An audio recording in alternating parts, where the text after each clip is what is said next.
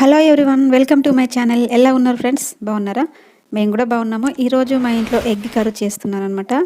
అయితే ఆనియన్స్ అమ్మడానికి వచ్చినప్పుడు తీసుకున్నారనమాట. ఏంటంటే 100 రూపాయలకి 4 కేజీలు ఉల్లిపాయలు అంటే నేను తీసుకున్నాను. మళ్ళీ అందులోనే ఇంకొక రకం కూడా ఉన్నాయన్నమాట. ఏంటంటే 100 రూపాయలకి 2 కేజీలని. అయితే నేను ఇవి చూసి 100 రూపాయలకు 4 కేజీలు వస్తున్నాయని నేను ఇవి తీసుకున్నాను. అయితే అవి కూడా 100 రూపాయలకి 2 కేజీలే వస్తున్నాయి. నాకెందుకో అర్థం కాలేదు. సేమ్ ఆనియన్సే ఉన్నాయి. కాకపోతే కొన్నేమో 100కి 2 కేజీలు, కొన్నేమో 100కి 4 కేజీలు వచ్చినాయి. తీసుకున్నాక అర్థమైంది. ఏంటంటే ఇవి కొంచెం తడి తడిగా ఉన్నాయి. కట్ చేసే వరకైతే పొట్టు ఎక్కువగా వెళ్ళిందనమాట. మళ్ళీ ఇవి ఆయిల్లో ఫ్రై అవ్వడానికి చాలా టైం పట్టింది. ఎందుకంటే కొంచెం తడిగా ఉన్నాయి కాబట్టి, పచ్చిగా ఉన్నాయి కాబట్టి ఆనియన్స్ అనేవి వేగడానికి చాలా టైం పట్టింది. అలాగే పొట్టు కూడా ఎక్కువగా వచ్చింది. మళ్ళీ జాయింట్గా ఉన్నాయి. కానీ చూస్తే నీట్గా అనిపించినాయి. మంచిగా ఉన్నాయి కదా అని నేను తీసుకున్నాను. కాకపోతే ఏంటంటే పొట్టు ఎక్కువగా వెళ్ళింది. అవి కట్ చేసే వరకైతే కళ్ళల్లో అయితే వాటర్ ఎక్కువగా వచ్చినాయి. ఇంకా 100 రూపాయలకి 2 కేజీలు అనే ఉల్లిపాయలు అమ్ముతున్నారు. అవేమో కొంచెం వీటిలాగానే ఉన్నాయి. కాకపోతే ఏంటంటే అవి పొట్టు తీసినప్పుడు కొంచెమే పొట్టు వచ్చింది. అలాగే అవి కొంచెము తడి లేకుండా పొడి పొడిగా ఉన్నాయన్నమాట. అయితే నేను చేసిన మిస్టేక్ ఏంటంటే 4 కేజీలు కదా అని సంతోషపడి తీసుకున్నా. కానీ ఇవి ఆయిల్లో వేగాలంటే చాలా టైం పట్టింది. పచ్చి ఆనియన్స్ కాబట్టి కొంచెం డ్రైగా ఉన్నాయి, నీట్గా ఉన్నాయి, పొట్టు కొంచెం ఉన్నాయి. అవి ఆయిల్లో తొందరగా వేగిపోతాయి కదా. అయితే నేను ఇక్కడ 4 కేజీలు అన్న వరకు సంబరపడి తీసుకున్నా. మొత్తానికైతే పొట్టు తీసే వరకు తడి తడిగా ఉన్నాయన్నమాట ఇవి. మొత్తానికి ఇవాళైతే ఎగ్ కర్రీ చేస్తున్నా. ఇంకోసారి తక్కువకు వచ్చినాయని అసలు ఆశపడకూడదు. క్వాలిటీని చూసుకోవాలనేది నేనైతే ఆలోచించుకున్నాను అనమాట. ఆఖరికి మా వారు అవి వద్దులే అంటే నేనైతే మరీ ఇవే తీసుకున్నాను. ఎందుకంటే చూస్తే బాగానే ఉన్నాయి, కానీ పొట్టు తీసి కట్ చేస్తున్నప్పుడు మొత్తం తడి తడిగా జాయింట్ లాగా ఉన్నాయన్నమాట.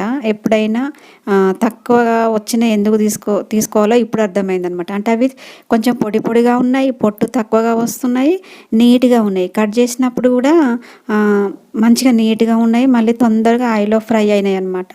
అయితే నేను ఇంకోసారి ఆలోచించుకున్నా.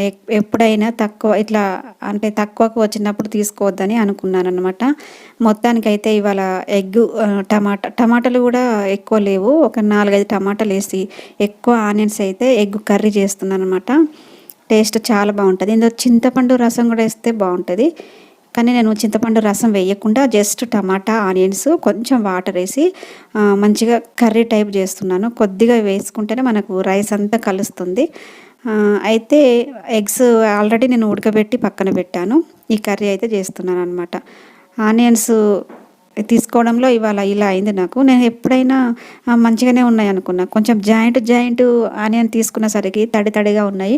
కొన్ని అందులో పాడైపోయిన ఆనియన్స్ కూడా ఉన్నాయన్నమాట. ఎప్పుడైనా తక్కువకు వస్తున్నదని మాత్రం అమ్మినప్పుడు మాత్రం నేనైతే తీసుకోవద్దని ఫిక్స్ అయ్యాను అనమాట.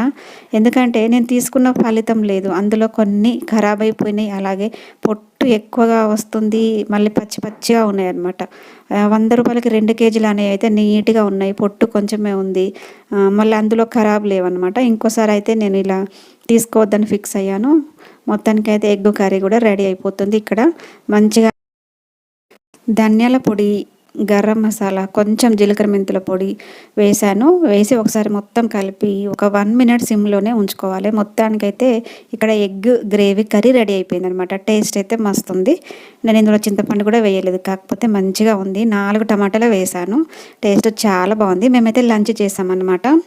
అయితే ఇక్కడ బియ్యం ఒకటే బ్యాగ్ ఉందన్నమాట. బియ్యం సంచి లాస్ట్ ఇయర్ వేసుకున్న బియ్యం అయితే అన్నీ అయిపోయాయి. ఇప్పుడైతే ఒక్కటే బ్యాగ్ మిగిలింది. ఇది కూడా సీల్ తీస్తే ఒక 2 months అలా వస్తుందన్నమాట. ఇప్పుడు బియ్యం కొనే టైం కాబట్టి మేమైతే బియ్యం కొన్నామన్నమాట. బియ్యం కొని ఆటోలో అయితే తీసుకొచ్చారు మా వారు. వ్యవసాయదారుల దగ్గరికి వెళ్ళి డైరెక్ట్ అక్కడ మాకు తెలిసిన వాళ్ళు ఉన్నారు మా ఊర్లో, అక్కడ తీసుకొని వాళ్ళకి డబ్బులు గట్టి అయితే తీసుకొని వచ్చారు. రైస్ అయితే చాలా బాగుంది. ఇంతకుముందు మేము ఎప్పుడు తీసుకునే దగ్గరే తీసుకున్నాం అనమాట. మంచిగా పాలిష్ మరీ ఎక్కువ కాకుండా కొంచెం నార్మల్గా పాలిష్ వేసి వాళ్ళు పట్టిస్తారనమాట మా ఊర్లో వ్యవసాయదారులు. బియ్యం కూడా చాలా మంచిగా ఉంటాయి. అంటే మరీ ఎట్లా అంటే పాలిష్ చేసి వైట్గా అట్లా ఉండవన్నమాట. పాలిష్ తక్కువ ఉంటేనే మంచిది కదా రైస్కు.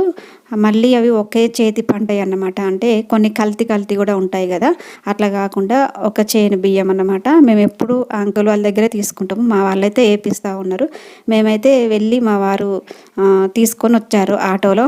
వచ్చిన తర్వాత లంచ్ చేసినాము. చేసిన తర్వాత పిల్లలైతే ఆడుకుంటున్నారు. వీళ్ళకి హాలిడేస్ కాబట్టి ఆడుకుంటున్నారు.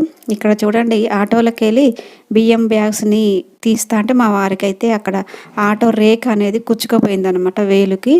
అది చూస్తే చిన్న గాయమే అనిపించింది. కాకపోతే బ్లడ్ ఎక్కువగా వచ్చింది. మళ్ళీ ఆ గోరు అనేది కదిలిందనమాట. స్కిన్ మీద గీత పడడం కంటే గోరు లోపలగా గీత పడి బ్లడ్ ఎక్కువగా రావడం వల్ల హాస్పిటల్కి వెళ్ళి పట్టి వేసుకొని అయితే మందులు కూడా తెచ్చుకున్నాం. అంటే పెయిన్ బాగా ఉందన్నమాట. ఎందుకంటే ఆటో రేక్ అనేది బియ్యం బ్యాగ్స్ తీస్తూ ఉంటే కుచ్చుకుపోయిందనమాట. లోపలికి ఆ గోరు అనేది బాగా కొంచెం కదిలి నొప్పి బాగా పెడుతుందనమాట. తనకి బైక్ నడపడానికి కూడా రాలేదు ఒక 2 డేస్. ఎందుకంటే బైక్ నడిపేటప్పుడు లెఫ్ట్ హ్యాండ్తో బ్రేక్ వేస్తారు కదా, ఆ ఏలైతే ఎక్కువగా పని చేయలేదు. ఒక 2 డేస్ వరకు నొప్పి లేకుండా మెడిసిన్ కూడా తీసుకున్నాడు. ఇక్కడైతే నైట్ కోసం అయితే అన్నం వండాను. రేపు మార్నింగ్ కోసం దోశల కోసం కూడా బియ్యం అయితే నానబెట్టారనమాట. బియ్యం నానబెట్టి అన్నం వండిన తర్వాత కూరగాయలు అమ్మొస్తే తీసుకున్నాను. టమాటా, పచ్చిమిర్చి, గోరుచిక్కుడుకాయ, అలాగే పిల్లల కోసం స్నాక్స్ కూడా తీసుకొచ్చారు మా వారు. అయితే పొద్దున్న చేసిన ఎగ్ కర్రీ అయితే కొంచెం ఉందనమాట. అంటే అది కొంచెం సరిపోకుండా ఉంది. అయితే కొంచెం లెమన్ రైస్ చేద్దామని అయితే చేస్తున్నాను.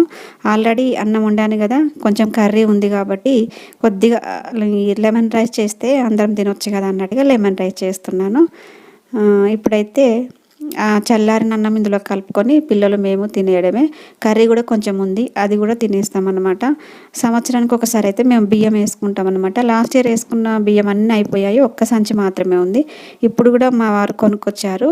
అది కూడా మళ్ళీ నెక్స్ట్ జనవరి వరకు మాకు అవుతాయి అన్నమాట. ఎప్పుడైనా ఇంట్లో బియ్యం ఉండాలి కదా, బియ్యం ఉంటేనే మనకు మంచిది. మరీ దుకాణంకి వెళ్ళి కొనుక్క రావాలన్నా, లేదు అంటే ఎవరినన్నా అడగాలన్నా కొంచెం ఇబ్బందిగా అనిపిస్తుంది. కాబట్టి ఇంట్లో బియ్యం అనేది ఉంటే మంచిదనమాట. మనం ఉన్నా లేకున్నా కారమైనా వేసుకొని పచ్చళ్ళని వేసుకొని రోజులు గడపచ్చు. బియ్యమే లేకపోతే ఎవరిని అడుక్కొని మనం తినలేం కదా, పిల్లలకైతే పెట్టుకోలేమన్నమాట.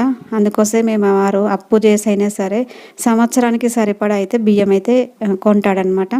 ఎప్పుడైనా మేము డైరెక్ట్ మాకు తెలిసిన వ్యవసాయదారులు ఉన్నారనమాట మా ఊర్లో, అక్కడికి వెళ్ళి అయితే తెచ్చుకుంటాము. అక్కడ మంచిగా ఉంటాయి అన్నమాట బియ్యము. మేము ఇప్పుడు ఇన్ని సంవత్సరాల నుండి వాళ్ళ దగ్గరే వేయించుతాము. చాలా మంచిగా ఉంటాయి, నీట్గా ఉంటాయి అన్నమాట. అందుకోసమే ఈరోజైతే మా వారు తీసుకొచ్చారు. అన్నం కూడా చాలా బాగా అవుతుంది. పొడి పొడిగా మెత్తగా కాకుండా నీట్గా ఉంటాయి బియ్యము. అన్నం కూడా మంచిగా పొడి పొడిగా అవుతుంది. ఇవి లాస్ట్ ఇయర్ బియ్యం అన్నమాట. ఈ అన్నం మంచిగా అయింది కదా, ఇక్కడ చూడండి పొడి పొడిగా. ఓకే అండి, మరొక మంచి వీడియోతో మళ్ళీ కలుద్దాం. Bye friends.